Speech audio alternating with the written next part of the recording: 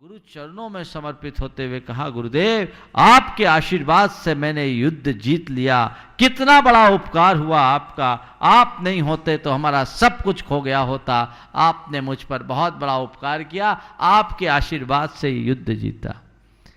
संत ने मुस्कुराते हुए कहा कि मैंने इसमें कुछ नहीं किया, तुमने जो कुछ भी जीता अपने दम पर। बोले मैं कहा, मैं तो टूट चुका था, आपने आशीर्वाद नहीं दिया होता, आपके चमत्कारी सिक्के ने मुझे जिताया है। संत ने कहा ठहरो। उस सिक्के को उनने झोले से निकाला, बोला हाथ बढ़ाओ, हाथ पे सिक्का रखा, बोला इसको पलट कर देखो। देखा तो दोनों के दोनों तरफ हेड था, टेल था ही नहीं। उस सिक्के में हेड था, टेल था ही नहीं। संत ने कहा बताओ ये सिक्के ने कैसे जिताया? सिक्के ने युद्ध तुम्हें नहीं जिताया, तुम्हारे आत्मविश्वास ने युद्ध जिताया है। समझ लेना, संतों का आशीर्वाद काम नहीं करता, उनका विश्वास काम करता है। यदि संत का आशीर्वाद लेकर तुम अपना आत्मविश्वास बढ़ा लो, खोए हुए राज्य को पा सकते हो और हारे हुए युद्ध को जीत सकते हो। हमेशा संत और कुछ नहीं देते, इसमें कोई किसी का चमत्कार नहीं और कुछ नहीं।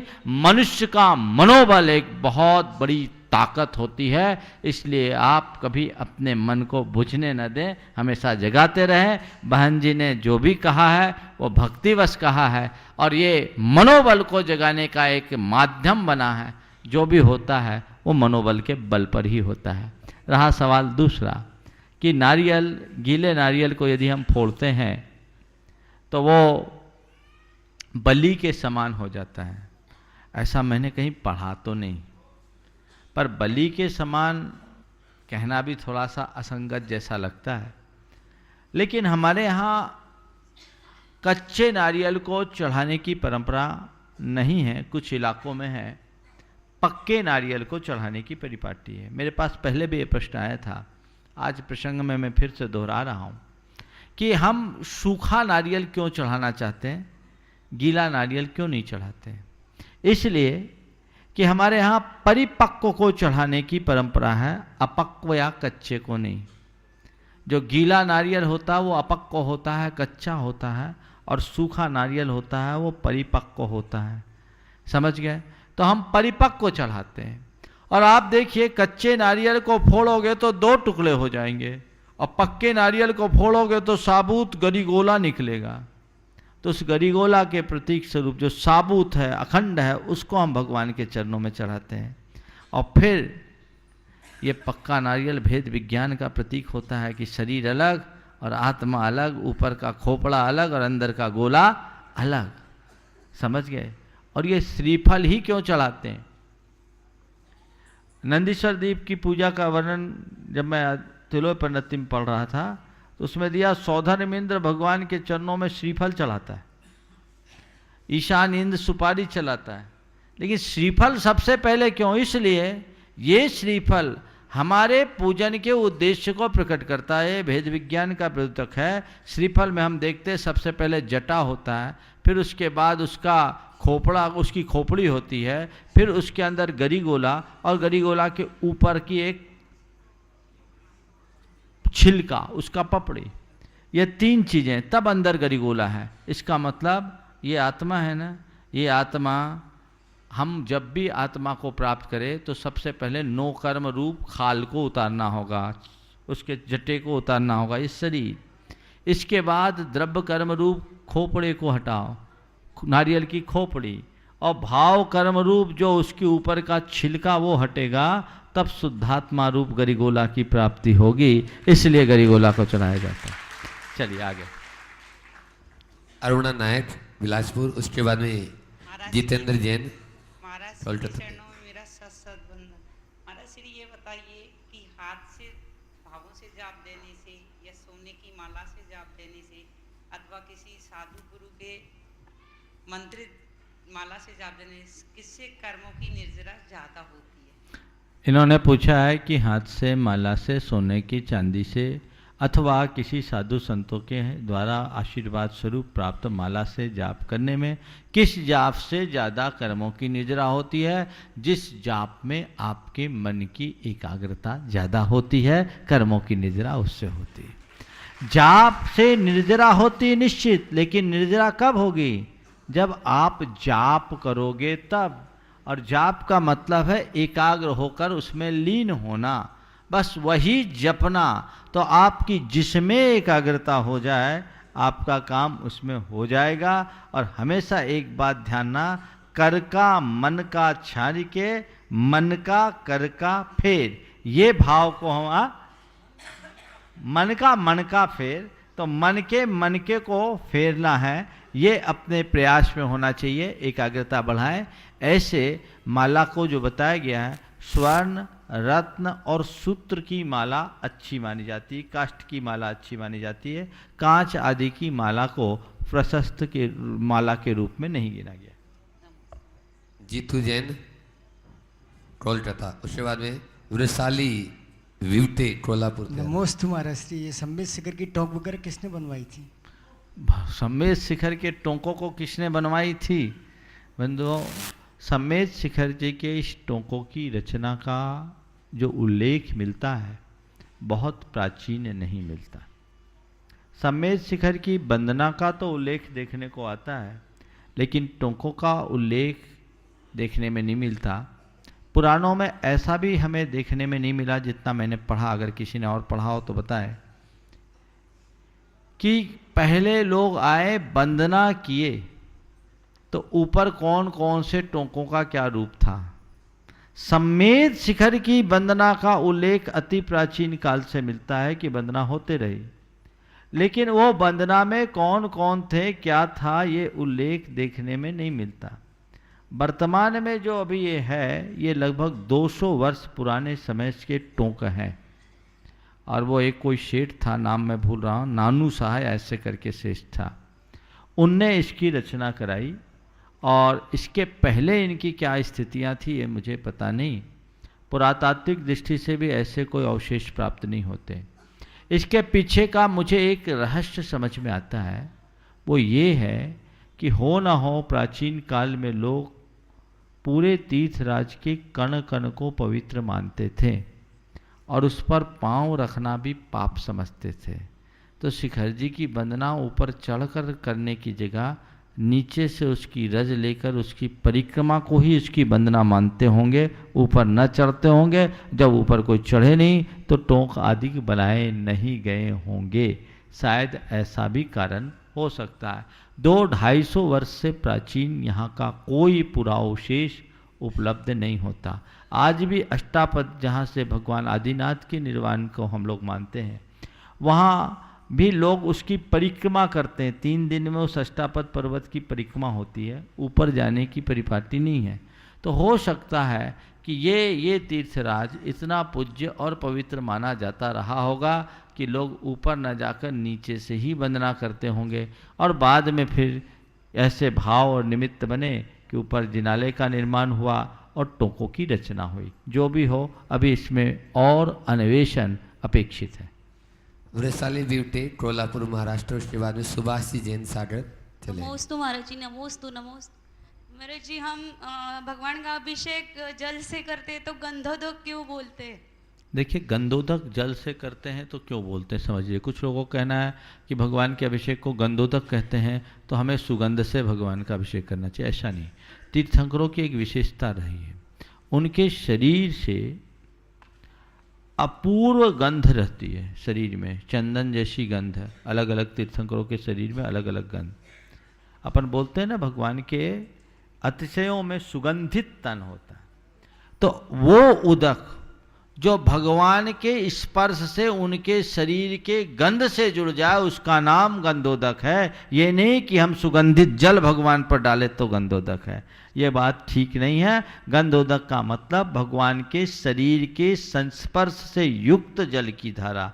इसीलिए माघ नंदी ने अपने अभिषेक पाठ में लिखा, शुद्धोदकैरभिनयामि जिनाभिषेकम। हम जिनेंद्र भगवान के अभिषेक को करेंगे, शुद्ध जल की धारा के द्वारा भगवान का अभिषेक करेंगे। इसलिए गंधोदक की आड़ में हम उसको सुगंधित करें ये उचित नहीं। भगवान के शरीर से जो भी स्पष्ट हो गया वो गंधोदक है, ऐसा समझना। महाराज जी, एक और प्रश्न है। बस एक ही। जी, दीक्षा पुण्य से मिलती है, पुरुषार्थ से मिलती है? देखो, अपूर्व पुरुषार्थ और पुण्य की बैकिंग दोनों हो तो दीक्षा मिलती है, और इसमें निमित्त बनती है गुरु की कृपा। नमोस्तु महाराज, नमोस्तु। सुभाष जी जैन सागर, उसके बाद चंद्रकला जी पाटनी तैयार रहेंगे। नमस्ते। पर घर फिरत बहुत दिन बीते, बहुत ही नाम धराए, हम तो कबहू न निज घर आए। हे गुरुवर नमोस्तु नमोस्तु नमोस्तु। यह जीव अनादिकाल से चतुर्गति परिभ्रमण रूप करता रहा है, अनेक पर्याय धारण किए हैं, अनेक घरों में किराए से रहा है, इसको निज घर कभी प्राप्त नहीं हुआ है। कृपा करके बताएं कि निज घर कैसे प्राप्त हो। नमोस्तु। किराए के घर का मोह छोड़ोगे तब निज घर पाओगे। जिसको किराए के घर में ही आनंद आता है वो निज घर कहाँ छुपाएगा।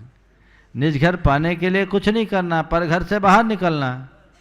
तो पर घर से बाहर निकलोगे, निज घर में अपने आप प्रवेश हो जाएगा। चलिए, बहुत सारे प्रश्न महाराज जी ईमेल से, विदेश से भी आए हुए हैं। अमेरिका से शशि साहब पूछ रही हैं, एक मिनट। मैं प्रतिदिन 3 से 4 घंटे धर्म ध्यान में बिताती हूँ। पहले मैं मंदिर जाती थी, पर अब मेरे भाव वहाँ नहीं लगते, क्योंकि वहाँ एक ही परिसर में सभी धर्मों के मंदिर हैं। मैं घर पर ही रहकर आपका और भगवान का ध्यान करती हूँ, क्या इससे मुझे कोई दोष तो नहीं लगेगा? देखिए, घर से दूर मंदिर है और वहाँ जाना यदि प्रैक्टिकल नहीं है तो भी अपनी धार्मिक क्रियाओं को छोड़ना ठीक नहीं है। जितना बन सके आप घर में बैठकर अपना धर्म ध्यान करें। रहा सवाल घर में बैठकर के धर्म ध्यान करने से पाप तो नहीं लगेगा। अरे धर्म ध्यान करने से पाप कभी नहीं लगता। धर्म ध्यान आप घर में करो या मंदिर में करो, धर्म ध्यान तो केवल पुण्य का ही निमित्त है। धर्म ध्यान से पुण्य मिलेगा, लेकिन एक नुकसान है। नुकसान क्या? घर में धर्म ध्यान का फल घर जैसा होगा और मंदिर क्या धर्म ध्यान का फल मंदिर जैसा होगा। मंदिर में जितनी एकाग्रता होगी वैसी एकाग्रता घर में नहीं हो सकती। इसलिए भावना भाइये, जहाँ तक संभव हो मंदिर नित्य जाइए, और नहीं है तो न करने से अच्छा है जितना हो जाए उतना करो, अपना काम हो जाएगा। आगे चंद्रकला जी पाटनी। नमोस्तु महाराज श्री। महाराज श्री, श्रावक कितना भी धर्म ध्यान करे लेकिन उनका धर्म ध्यान गज स्नान समान बताया गया है, और क्या अनुव्रति का भी वैसा ही है क्या? श्रावक कितना भी धर्म ध्यान करे उनका धर्म ध्यान गज स्नान निश्चित। अव्रति के लिए ऐसा कहा है, देशव्रति के लिए नहीं। भगवती आराधना में कहा है, सम्मादिठ्य अविरदस्य न तवो महागुणो होदि अत्थि नानम चंदुच्युत कम तस्य। सम्यक दृष्टि का जो अविरत सम्यक दृष्टि है वो कितनी भी तपस्या करे वो महान गुणकारी नहीं है, वो हाथी के स्नान की तरह है। और दूसरा शब्द दिया चुंदुच्युत कर्म। पुराने ज़माने में लकड़ी में ड्रिल करने के लिए बर्मा कमानी होती थी, उसमें एक बीच में रस्सी लगा, आजकल तो ड्रिल मशीन आ गई, तो बीच में एक रस्सी के फंदे से उसको फंसाया जाता था बर्मा को, और कमानी से ऐसे खींचते। तो एक तरफ की रस्सी खींची तो दूसरी तरफ की उधड़ी, और एक तरफ की उधड़ी तो दूसरी तरफ की खींची, यानी जितना झड़ाया उतना ही लगाया। क्यों? क्योंकि असंयमी व्यक्ति के जीवन में पाप की बहुलता होती है। पाप बाहुल्य होने के कारण वो जितनी निर्जरा करते हैं उतना ही बंद कर लेते हैं, अथवा प्रवृत्ति मूलक जीवन होने के कारण एक तरफ निर्जरा करते हैं, दूसरी तरफ पुण्य का शुभ क्रियाएं करें तो पुण्य का बंद कर लेते हैं। पर व्रती श्रावक के लिए आगम ऐसा बताता है कि व्रती श्रावक को प्रति समय असंख्यात गुण श्रेणी रूप कर्मों की निर्जरा होती है, चाहे वो देशव्रती भी क्यों ना हो। गुण श्रेणी निर्जरा महान निर्जरा होती है जो प्रतिपल पुंज के पुंज कर्मों की निर्जरा कराती है। ठीक है, तो बढ़ते जाती है। इसलिए आवृत्ति की तुलना में व्रति अच्छा है, लेकिन व्रति को व्रति बनकर ही संतोष नहीं रखना चाहिए, महाव्रति बनने का भाव बनाए रखना चाहिए, तभी वह अपना पर्याप्त पुरुषार्थ कर पाएंगे। दुबई से मनोज जैन पूछ रहे हमारे, कभी हम सही होते हैं फिर भी सामने वाला हमें गलत समझता है, फिर हमें विकल्प होता है, समता नहीं रहती है, क्या करें उस समय? देखो, हम सही हैं और सामना वाला उसे सही समझे न समझे, इसका विकल्प न करें। हम सही हैं तो अपने आप को सही बनाए रखें, हम अपने आप को कहीं से गलत न बनने दें। और सामने वाला अगर आपके कार्य को सही नहीं भी समझता तो ये सोचें कि ये मेरा कर्म का उदय है, हो सकता है मैं उनकी अपेक्षाओं में खरे न उतरा हूँ, शायद मेरी कमी हो, तो पहली कोशिश करें अपनी कमी को पूरी करने का।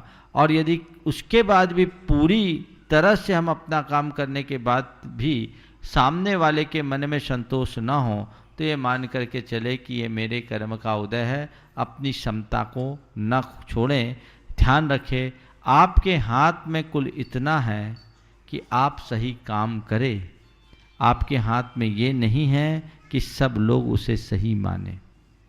एक बहुत अच्छी लाइन आपको कहता हूँ, हम कोई अच्छा काम करे ये मेरे अधीन है, पर दुनिया उसे अच्छा माने वो मेरे भाग्य के अधीन है।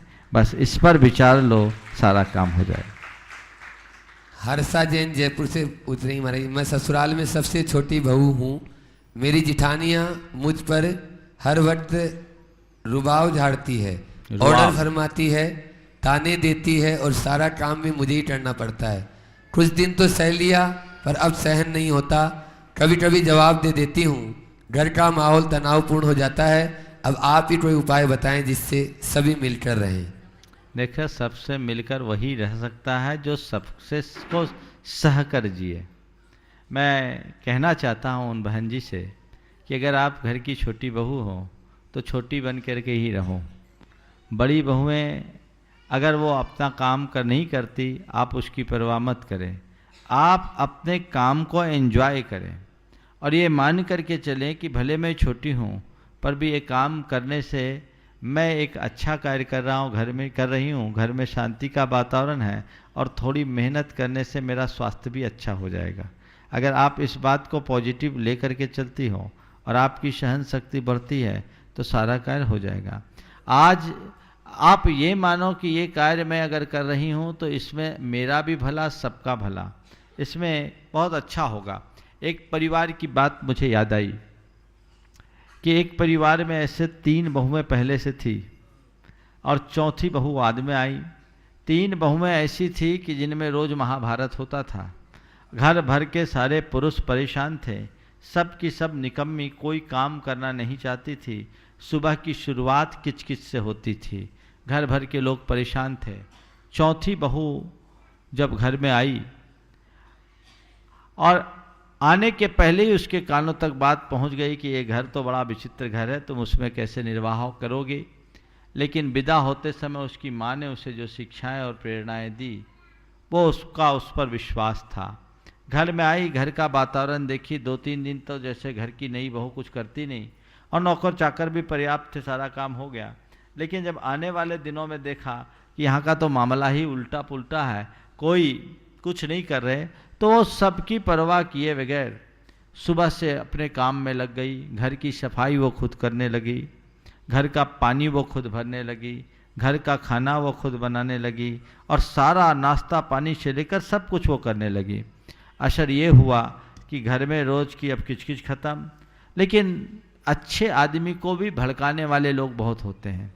कुछ लोगों का ये एक माने लोगों की एक मंशा होती है कि कोई सुख से न रहे, सुकून से रहे अगर दूसरा, तो उसको उसके पेट में दर्द हो जाती।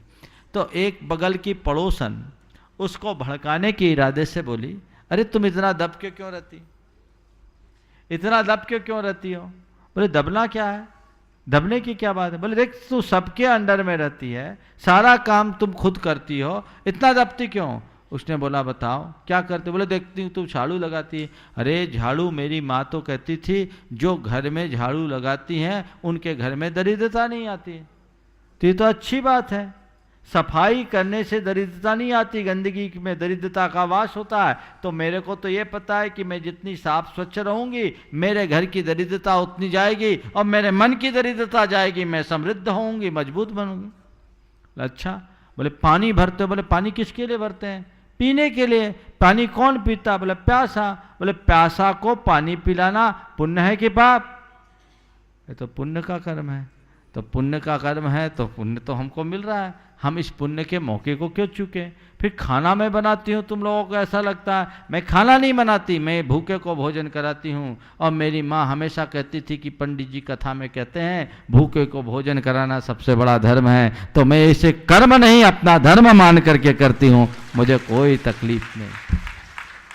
उसने जब अपना इस तरह का जवाब दिया तो सामने वाली भी एकदम रह गई। और ये संदेश जब उसकी जेठानियों तक पहुंचा तो फिर क्या था, सब ने सोचा वाकई में जब पुण्य ही कमाना है तो इसे अकेले को क्यों कमाने दो, सब मिल जाओ, जुट जाओ। और सब जुट करके काम में लग गई। तो एक सहनशील बहू के कारण पूरे घर का ढांचा बदल गया। बंधुओं, आज घर घर की एक कहानी है। काम थोड़ा होता है लेकिन तकरार ज़्यादा होती है। काम को काम मत मानिए, काम को अपना धर्म मानिए, कर्तव्य मानिए। एक उत्तम गृहिणी के 5 गुण होते हैं, कभी इस पर विस्तार से चर्चा करूंगा। सबसे पहला गुण है पति पारायणता, दूसरा है धर्मशीलता, तीसरा है कार्य कुशलता, चौथा है मितव्ययिता और 5वां गुण है कुलीनता। तो ये कार्य कुशलता एक गृहिणी का लक्षण है। आप गृहिणी हो, छोटी हो, थोड़े दिन आप और सहो, आप खुद अपने मन से पूछो, जब उनकी बातों को सहती थी तब ज़्यादा खुश रहती थी कि अब जवाब दे के महाभारत करती हो तब ज़्यादा खुश हो। ध्यान रखना, सहने वाले को हमेशा सब कुछ मिलता है और लड़ने वाले के पास सदैव खोने को होता है, पाने को कुछ नहीं। इसलिए जीवन में कुछ पाना चाहते हो तो सह करके ही पा सकते हो, लड़कर नहीं। इसे अपने जीवन का एक सिद्धांत बना लो। पायल नितिन शाह पूना वो आए, उससे पूर्व महाराज एक छोटा सा बच्चा है, उसका प्रश्न आया है फोन के ऊपर, कार्यकर्ताओं दिया। 8 साल से पहले आहार क्यों नहीं दे सकते? नमन जैन टीकमगढ़। देखिए, 8 साल से पहले आहार क्यों नहीं दे सकते? एक बच्चे ने मुझसे कहा, हमने कहा 8 साल से पहले इसलिए नहीं दे सकते कि आप छोटे होते हैं, आपको आहार लेने के लिए हमको हाथ नीचे करना पड़ेगा, जब आपका हाथ ऊंचा हो जाएगा तो लेंगे। बोले महाराज जी हाथ नीचे करने में क्या बुराई है? हम बोले नहीं, देने वाले का हाथ ऊंचा होना चाहिए, लेने वाले का नहीं। जब आप अपना हाथ ऊंचा करने लायक हो जाओगे तो आपके हाथ से भी ले लेंगे, ठीक है। ऐसे 8 वर्ष के पूर्व सम्यक ग्रहण या संयम ग्रहण करने की योग्यता नहीं होती। गर्भ से 8 वर्ष जोड़ा जा सकता है। 7.25 साल से ऊपर का बच्चा यदि विवेकवान हो गया तो दें। अब रहा ऐसे सवाल बच्चों का जो छोटे हैं लेकिन भावना है, तो 8 साल से कम की अगर उम्र है और उनमें विचार और विवेक है तो आप उनको हताश मत करें, जोड़ें, उनको खड़े करें अपने साथ, पड़गाहन में करें, वस्त्र पहनाए शुद्ध, और उनका हाथ अपने हाथ में लगवा दें ताकि उनके मन में एक लगाव बढ़े और आगे बढ़कर अपना भाव बढ़ाए। महाराज जी के श्री चरणों में कोटि कोटि नमन। महाराज श्री, अभी जो पंचम काल में सम्यक शिखर जी की ऊंचाई और अंतर है, क्या चतुर्थ काल में इसमें फर्क है? हाँ, चतुर्थ काल में सम्यक शिखर तो एक डग में पूरा हो जाएगा। 500 धनुष की अगर जिनकी अवगाहना हो तो 500 धनुष मतलब 4000 हाथ, 4 हाथ का 2000 हाथ, 4 हाथ का एक धनुष होता है। 2000 हाथ यानी 3000 फीट। 3000 फीट की ऊंचाई होगी भगवान आदिनाथ की, आज के फीट के हिसाब से अगर लेते हैं तो।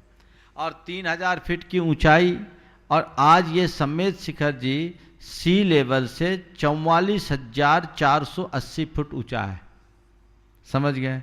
तो यहाँ करीब 1500 फुट तो ये होगा ही नीचे की तलहटी, तो उनका तो सिर टकराता होगा। 450 धनुष के अजितनाथ भगवान थे। तो नहीं, उस काल में ये पर्वतराज बहुत विस्तीर्ण था। इसका विस्तार 12 योजन का बताया गया है, जो आज 1 योजन भी नहीं बचा। 4 कोस का 1 योजन बताते हैं। तो 12 योजन न केवल विस्तार था, इसकी ऊंचाई भी उसी के अनुपात से थी। तो अच्छा है कि हम लोग छोटे हुए, सो पर्वत भी छोटा हो गया, नहीं तो 9 किलोमीटर में ही पस्त हो जाते हैं। यदि 9 योजन होता तो पता नहीं क्या होता, ऊपर से ही ऊपर पहुंचना हो जाता, मामला गड़बड़ हो जाता। जैन धर्म के अनुसार कोई भी शुभ कार्य संपन्न करने के लिए मुहूर्त निकालने की आवश्यकता है, जैसे हिंदू परंपरा में, या फिर चौधरिया में भी कार्य संपन्न हो सकता है। अशोक कासलीवाल, इंदौर। देखिए, मुहूर्त के विषय में हमारे जैन शास्त्रों में भी मान्यता दी गई है, जहाँ तक संभव हो शुभ कार्य को शुभ मुहूर्त में करो, क्योंकि द्रव्यक्षेत्र काल भाव का प्रभाव पड़ता है, इसे नकारे नहीं। लेकिन ज्योतिष जितना फ्लेक्सिबल है उतना शायद आपको पता नहीं, बहुत फ्लेक्सिबल है, उसमें बहुत गुंजाइश है। मैंने मुहूर्त चिंतामणि पढ़ा, पूरा मुहूर्त शास्त्र पढ़ा। जब मुहूर्त शास्त्र पढ़ा, जिन्होंने मुझे पढ़ाया, तो पूरा शास्त्र पढ़ने के बाद उसमें आया कि एक पंचकल्याणक का मुहूर्त शोधना है तो 108 चीज़ें शोधो, और 108 बातें 10-5 वर्ष में पूरी की पूरी पॉजिटिव होती है। एक आध मुहूर्त ही ऐसा होता है। तो भाई ऐसे तो फिर हम लोग प्रतिष्ठा ही नहीं कर पाएंगे, क्या करें? बोला ऐसा करो, इसमें जितना मैक्सिमम हो उतना शोध लो। बोले मैक्सिमम नहीं है, तो फिर कहा निगेटिव कम हो उसको हटा दो, जो नकारात्मक कुयोग है वो नहीं हो। बोले वो भी नहीं और काम जरूरी है, तो फिर उनने आगे कल के लिखा, बोला ऐसा करो जो मूल बलि है वो ले लो। बोले वो भी नहीं है तो एक काम करो, लगन बल से काम कर लो। अच्छा लग्न निकाल करके काम कर लो, लग्न बली हो तो सब काम हो जाएगा। बोले लग्न बली नहीं है और काम करना जरूरी है तो क्या कर लो? बोला मनोबल से काम कर लो। हमने ग्रंथ वहीं बंद कर दिया। हम बोले यही हम पहले पढ़ लेते तो इतना पढ़ने की जरूरत ही नहीं होती, लेकिन फिर भी हम आप सब क्षीण पुण्य जीव हैं, इसलिए यथासंभव मुहूर्त देखकर करो, पर लकीर के फकीर मत बनो। ध्यान रखना, मुहूर्त कितना भी शोधो, भीतर की परिणति यदि खराब होगी तो होनी ही है।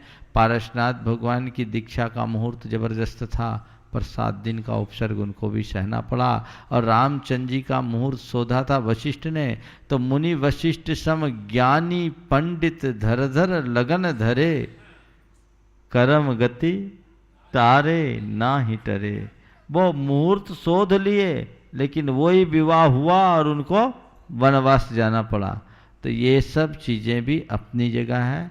यथासंभव मुहूर्त देखो, लेकिन जो कदम कदम पर मुहूर्त ही शोधते रहते हैं उनके जीवन में कुछ भी नहीं हो पाता। इस बात का ध्यान रखें। घर परिवार को बिना बताए दान देने में क्या चोरी का दोष लगेगा? श्रीमती शशि जैन, रांची, जबलपुर।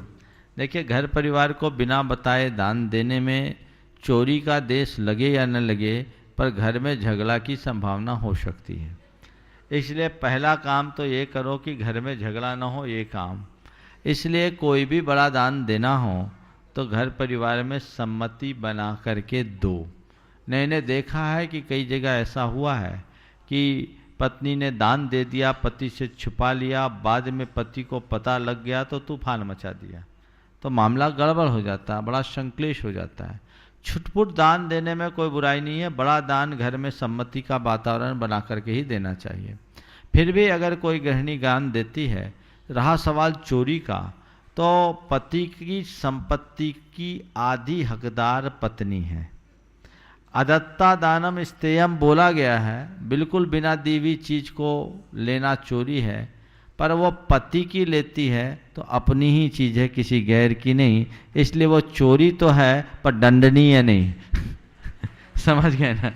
चोरी है, उसको चोरी मानना, लेकिन वो दंडनीय चोरी नहीं है, क्योंकि उस संपत्ति के आधी हकदार आप हो। अधिकतर लोगों के पैंट से माल गोल होता है, जेब से माल गोल होता है, ये सब का रोना है। फिर भी मुझसे एक बार लोगों ने कहा, महाराज जी ये जो चोरी होती इसको चोरी माने, इसको कैसे रोक लगाएं? हम बोले भैया वो अगर लेती भी हैं तो वक़्त पर वही काम भी आ जाता है, इसलिए इसको देख के बैलेंस रखना चाहिए। पर इतना ध्यान रखो, अगर माल गोल भी करो तो हिसाब से करो, ताकि सामने वाला मुश्किल में न फंस जाए। बैलेंस बना करके चलो। प्रश्न महाराज जी, हमारी किस्मत में लिखा होता है वही हमारे साथ होता है, या हमारे साथ जो भी होता है वो हम स्वयं से करते हैं? जैसे बच्चे लव मैरिज कर लेते हैं तो क्या ये किस्मत है या स्वयं की करनी? एक विचारक ने बहुत अच्छी बात लिखी कि मैंने कोशिशें बहुत की पर कामयाबी न मिली, पता नहीं मेरे किस्मत में क्या लिखा है। मैंने कोशिशें बहुत की, कामयाबी न मिली, पता नहीं किस्मत में क्या लिखा है। तो जवाब दिया, कोशिश करते रहो, कामयाबी मिलेगी, शायद किस्मत में यही लिखा है। बात समझ में आई? मैंने कोशिशें बहुत की, कामयाबी नहीं मिली, पता नहीं मेरे किस्मत में क्या लिखा है। तो लिखने वाले ने कहा, कोशिशें जारी रखो, कामयाबी मिलेगी, शायद किस्मत में यही लिखा है। बंधुओं, मेहनत का फल होता है। बहुत सारे कार्य ऐसे होते हैं जो पुरुषार्थ से संपन्न होते हैं, और बहुत सारे कार्य ऐसे हुए होते हैं जिनके लिए हमें अपने आप संयोग से मिल जाते हैं। आज जहाँ तक जिस मुद्दे पर प्रश्न किया, ये लव मैरिज वगैरह, ये संयोग बनाए गए हैं, बने नहीं। मैंने एक साइकोलॉजिस्ट से पूछा कि आज इतने सारे अफेयर्स होते हैं और लव मैरिज होते हैं, आप इसे किस अर्थ में लेते हैं? उन्होंने एकदम स्पष्ट शब्दों में बोला, अभी 10 दिन पहले की बात है, बड़े मनोवैज्ञानिक थे और यहाँ आए भी थे, सभा में भी आए थे।